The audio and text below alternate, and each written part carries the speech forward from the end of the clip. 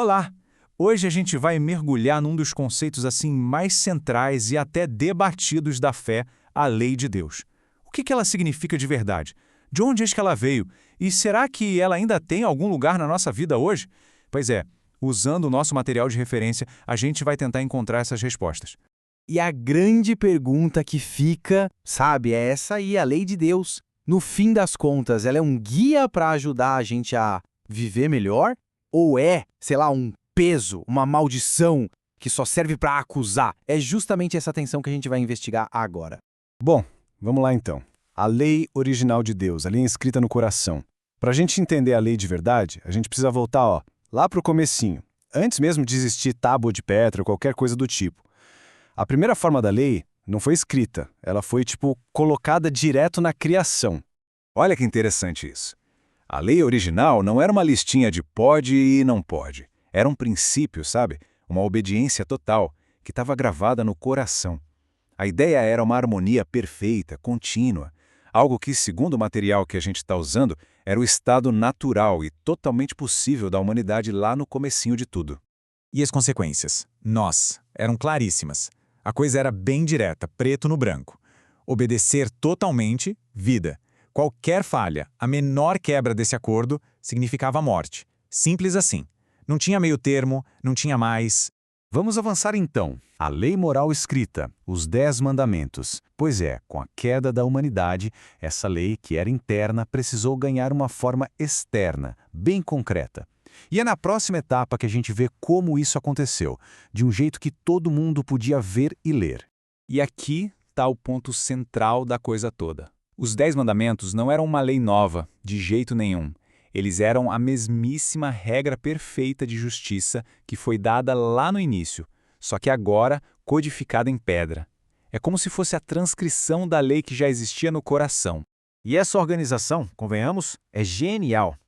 Os mandamentos se dividem em duas partes bem claras. Os 4 primeiros, eles cuidam da nossa relação vertical com Deus. Já os outros 6 cuidam das nossas relações horizontais, uns com os outros. Isso mostra uma ideia de justiça que é super completa, que abraça tanto o divino quanto o humano. Agora, atenção aqui. Leis que expiraram. As leis cerimoniais e judiciais.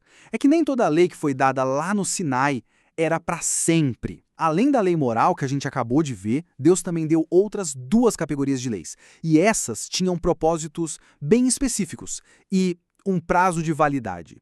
Essa tabela aqui ajuda a gente a entender a diferença. Olha só, a lei cerimonial, com todos aqueles rituais e sacrifícios, era tipo um grande símbolo, sabe? Ela apontava para algo que ainda ia acontecer. Já a lei judicial, ela funcionava como o código de leis mesmo para governar a antiga nação de Israel numa época específica. As 2 cumpriram seu papel e, por isso, a validade delas acabou.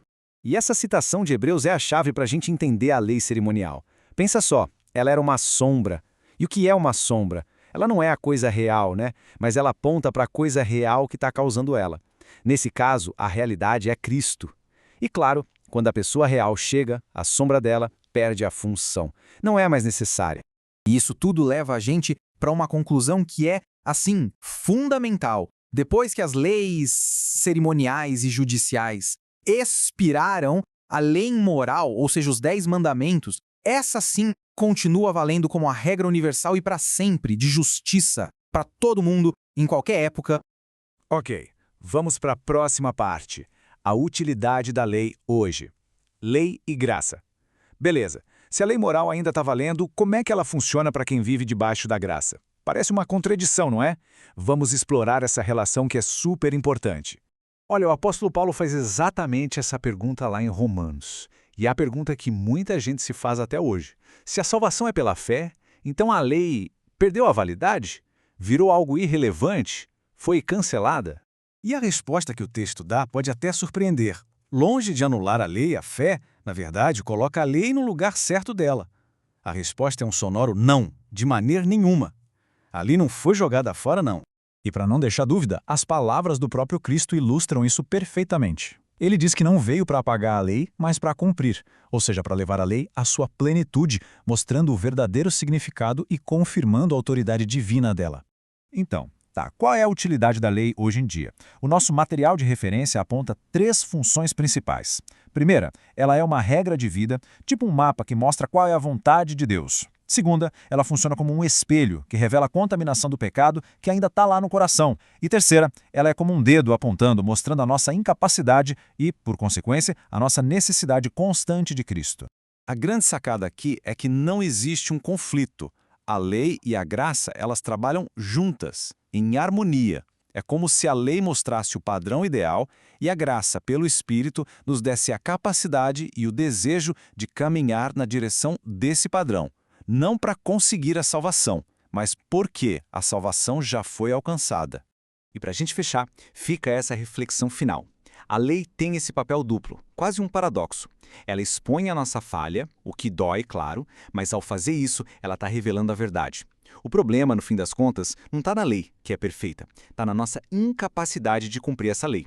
E é aí que está a beleza da função dela, nos mostrar que a gente precisa de algo, ou melhor, de alguém que vai muito além de nós mesmos.